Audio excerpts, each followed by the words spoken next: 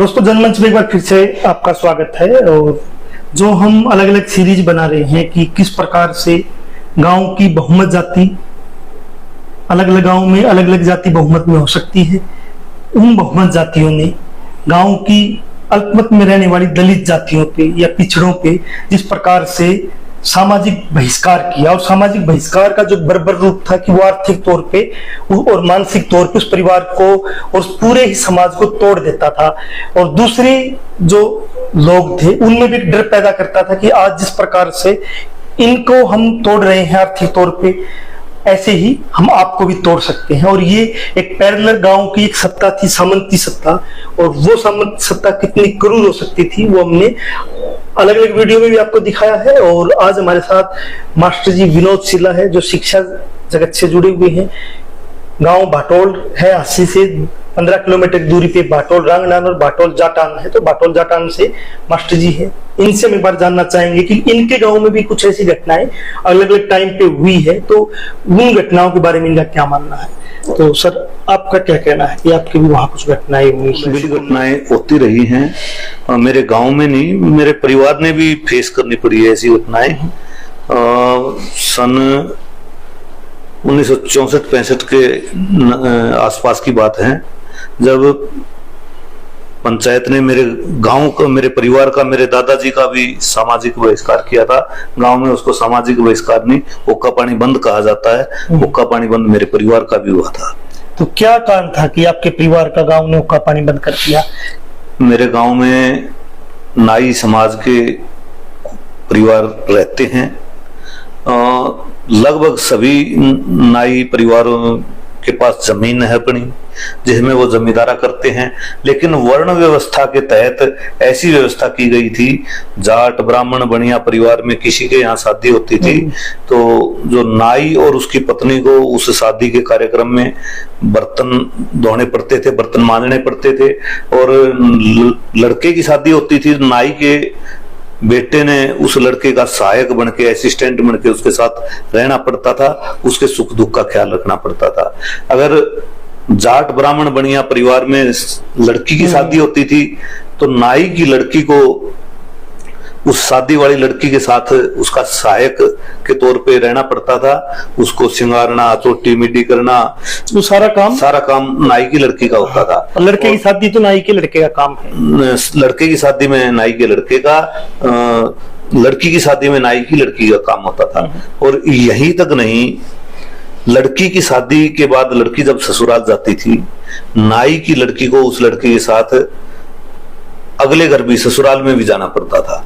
जहां बारात के साथ वो जारी है तो मिसबिहेव होने की संभावना ही नहीं होती थी, बल्कि मिसबिहेव होता था। इन सब चीजों से पीड़ित होकर नाई समाज ने फैसला लिया कि हम जाट ब्राह्मण बनियों की शादी में बर्तन मांजने का काम और ये जो लड़की को अगले गांव भेजने का कार्य है, ये हम नहीं करेंगे। इनकार कर दिया कि ये जो बर्बर व्यवस्था जो बनी हुई कि हमारी लड़की क्यों जाए। हाँ, उन्होंने इनकार कर दिया। जो दबंग समाज था, जाट ब्राह्मण बनिया परिवार थे, उनको ये बात हजम नहीं हुई। उन्होंने गांव की मुख्य चौपाल में पंचायत इकट्ठा की। उन्होंने कहा कि तो समाज की व्यवस्था है उसको चैलेंज कर रहे हैं। उन्होंने नाई समाज का सामाजिक बहिष्कार कर दिया और ऐलान कर दिया कि इस नाई परिवार के साथ जो भी संपर्क करेगा, जो भी कोई कार्य व्यवहार करेगा, उसको 1100 रुपए जुर्माना होगा।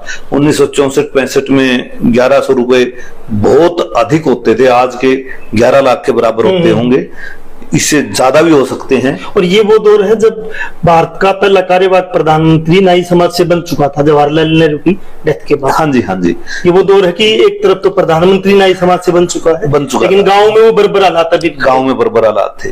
तो मेरे दादाजी माणकराम लोहार का काम करते थे, नाइयों का जमींदारा था, खेती करते थे। तो उनके औजार, लोहारों ने उनके औजार ठीक करने से मना कर दिया, लोहार का काम करने से मना कर दिया, क्योंकि गांव वालों ने उनका सामाजिक बहिष्कार कर दिया था। तो वो मेरे दादाजी के पास आ गए नाई समाज के लोग कि भाई हमारा काम कर दिया करो आप। मेरे दादा ने कहा कि भाई मैं अपने भाईचारे से पूछूंगा, अगर भाईचारा कहेगा तो मैं आपका काम कर दूंगा। चमारों की चौपाल में मेरे दादाजी ने भाईचारा इकट्ठा किया, यानी कि चमार और वाल्मीकि समाज के लोग इकट्ठा किए। चमार और वाल्मीकि समाज के मोजीज आदमी चमारों की चौपाल में आए और वहां उन्होंने कहा कि भाई आज इन्होंने नाइयों का बहिष्कार किया है, कल कुम्हारों करेंगे, फिर खातियों करेंगे, फिर वाल्मीकियों करेंगे, फिर चमारों करेंगे। इस ढंग से नंबर सबका आएगा, इस ढंग से इनकी मनोबली रहेगी। तो मेरे दादाजी को पूरा आश्वस्त किया समाज ने कि हम आपके साथ हैं, नाइयों का काम करो। मेरे दादाजी ने उन नाइयों का काम करना शुरू कर दिया। जब गांव वालों को ये पता चला कि इन नाइयों का काम मानक करने लग रहा है, तो एक बार फिर गांव की मुख्य चौपाल में पंचायत बैठी। उन्होंने मेरे दादाजी को बुलाया और मेरे दादाजी को पूछा कि भाई इनका काम कैसे कर रहा है। मेरे दादाजी ने कहा कि भाई मैंने भाईचारे से पूछा है। चमारों और वाल्मीकियों के मौजूद आदमियों को मुख्य चौपाल में बुलाया गया, जहां उन्होंने मना कर दिया कि हमने तो इनको काम करने के लिए नहीं कहा। वो मना क्यों कर दिया सर? वो डर के मारे, सामंतों से डर, सामंतवादी व्यवस्था की टक्कर वो कैसे ले? गरीब लोग हैं, भूमि उनके पास, भूमिहीन है वो लोग। उन्होंने वो पूरी तरह निर्भर थे उनके ऊपर, उनके खेतों में जाना, उनके यहाँ सीरी रहना, उनके यहाँ खेती और मजदूर रहना। तो वो मना नहीं कर, वो कह नहीं पाए कि हमने कहा है, वो अपनी बात से मुकर गए। तो नाई परिवार के साथ ही मेरे दादाजी का भी सामाजिक बहिष्कार कर दिया और गांव के जो पंचायती लोग थे उन्होंने अपने तुगल के फरमान में कह दिया कि नाइयों के साथ इनका भी हुक्का पानी बंद है और नाइयों के साथ साथ इनके साथ भी जो किसी तरह कार्य व्यवहार करेगा उसको 1100 रुपए जुर्माना होगा। 1100 रुपए, ये 1965 के दौर की बात। मेरे पिताजी, आज भी कितनी कीमत होगी? मेरे पिताजी 1966 में टीचर लगे थे, उनकी 60 रुपए बेसिक पे थी। तो आप हिसाब लगा सकते हैं आप 1100 रुपए उस समय कितनी होगी। तो मेरे दादाजी का जो आरण बोलते थे, जिसमें वो फाड़ी करते हैं, हाँ, तो पंचायती जमीन में था। गांव की चौपाल से पंचायती लोग उठे और वो सीधे मेरे दादा के आरण के पास गए। उन्होंने मेरे दादा का आरण फाड़ दिया वहां से और उखाड़ दिया और उस आरण में हवा करने के लिए एक पंखा लगाया जाता था जो हाथ से घुमाया जाता था। वो पंखा फाड़ दिया।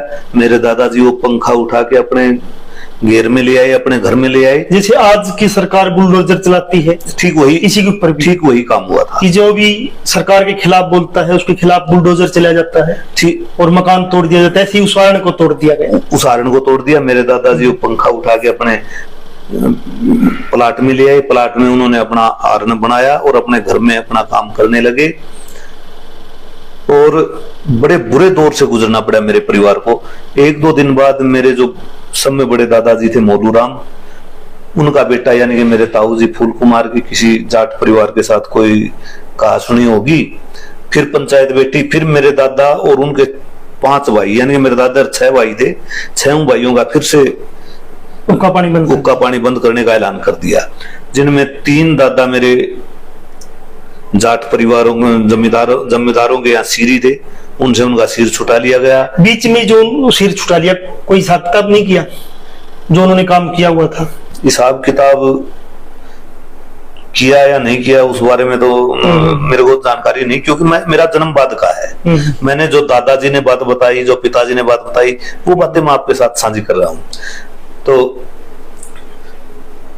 बहुत बुरे दौर से परिवार को गुजरना पड़ा। मेरे दादा को अब मेरी दादी के गहने गिरवी रखे जो पैरों में डालते थे, छलकड़े, रमझोल, झांझर, ये चांदी के बहुत ज्यादा गहने होते थे महिलाओं के पास उस समय, वो सभी गिरवी रख के 25 किलो अनाज लेके आए। पंजाबी समाज के लोगों की गांव में दुकान होती थी, उनको गांव के इन मामलों से कोई ज्यादा लंबा चौड़ा लेना देना नहीं होता था, वो अपना बिजनेस देखते थे। तो उनकी दुकान के आगे से जाते जाते मेरे दादाजी कह जाते कि भाई, बिजनेस के साथ साथ एक और मैं देख रहा हूँ कि पंजाबी जो समाज था वो जहां से भी आया था, कहीं ना कहीं वो भी सामाजिक तौर पे पीड़ित के साथ साथ वो सामाजिक तौर पे थोड़े से आगे थे। वहां उन्होंने इस प्रकार का सामाजिक ढांचा देखा ही नहीं था, बर्बरता वाला देखा नहीं था। और यहाँ भी वो पीड़ित थे। तो उन परिवारों ने मेरे परिवार को वो खाने पीने की चीजें रात के अंधेरे में दे जाते, और बदले में जो उनका बनता था पैसा धेला या अनाज ज्यादा सामान के बदले अनाज वस्तु विनिमय होता था उसमें, वो कर देते थे।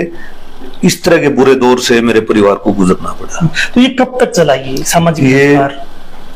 मेरे दादाजी से छोटे, यानी कि मेरे चौथे नंबर के दादाजी, मेरे दादाजी का तीसरा नंबर था, चौथे नंबर के दादाजी कांसीराम नाम था उनका, पढ़े लिखे थे, वो कृषि विभाग में सुपरिटेंडेंट रिटायर हुए थे, क्लर्क भर्ती हुए थे, पंजाब यूनिवर्सिटी लाहौर से वो 10वीं पास थे। और मेरे परिवार, मेरे गांव में दलित समाज में पहले 10वीं पास थे, तो उनकी पोस्टिंग उस समय सिरसा थी। सिरसा में उन्होंने अपने मन की व्यथा अपने एक मित्र से बताई, कामरेड किक्कर सिंह नाम था उनका, पुलिस से रिटायर थे, सरदार जी थे, उनको बताई। उन्होंने कहा कि भाई कोई बात नहीं, प्रयास करते हैं, देखते हैं इस बारे में, चलो चलते हैं। तो वो कामरेड किक्कर सिंह मेरे दादाजी को लेके हांसी थाने में आ गए। उन्होंने एप्लीकेशन लिखवाई सामाजिक बहिष्कार करने वालों के खिलाफ, और वो एप्लीकेशन थाने में दे दी। कामरेड किक्कर सिंह, मेरे दादाजी और थानेदार तीनों गांव के मुख्य चौपाल में जा पहुंचे। गांव के मौजूद लोग बुलाए। थानेदार ने, पुलिस अधिकारी ने पूछा कि भाई इनका सामाजिक बहिष्कार क्यों किया गया, तो गांव के लोगों ने कहा कि किसी ने इनका सामाजिक बहिष्कार नहीं किया। ये अब भी मना कर देते? अब भी मना कर देते। अब भी हम अलग अलग गाँव में, छात्र गाँव में, भाटला गाँव में या और गाँव में गए तो मना कर देते कि हमने सामाजिक बहिष्कार किया ही नहीं। और भाटला में तो बाकायदा मुनादी करवाई गई थी, मुनादी की वीडियो भी थी, और ये बोल दिया गया कि ना इसने ऐसी मुनादी कर दी होगी। तो उन्होंने कहा कि भाई इनका व्यवहार गलत है, ये लोगों का पैसा उधारा लेके या सामान उधार में लेके पैसा नहीं देते, ये लोगों के साथ अच्छा बर्ताव नहीं करते, इसलिए लोग इनके साथ बर्तावारा नहीं कर रहे। बाकी किसी तरह का हुक्का पानी बंद नहीं है। तो जो पुलिस अधिकारी था उसने पूरे गांव के सामने पूछा भाई कोई SC-BC से कोई पंचायत मेंबर भी है, तो दाना नाई खड़ा हुआ, दानाराम नाम था उनका। वो कहा कि भाई मैं पंच तो हूँ, लेकिन गांव वालों की नजर में मैं सिर्फ दाना नाई हूँ, और दाना नाई का भी सामाजिक बहिष्कार है, और मैं पंचायत मेंबर नहीं, मैं सिर्फ दाना नाई हूँ। दाना नाई से अधिक मेरे को गांव वाले कुछ नहीं मानते। तो पुलिस अधिकारी ने गांव वालों को कहा कि भाई पहले वाली अब बात नहीं है, अब कानून अपना काम कर रहा है, भारत आजाद हो गया है, संविधान अपना काम कर रहा है, अब आप किसी का हुक्का पानी बंद नहीं कर सकते, इसी तरह की सामाजिक वर्जनाएं किसी पे थोप नहीं सकते। तो उनकी काउंसलिंग का भी असर हुआ, और धीरे धीरे लंबे प्रोसेस के बाद स्थिति सामान्य हुई। तो अभी क्या हालात है? वो नाई परिवार क्या वहां गांव में रहता है क्या? नाई परिवार उस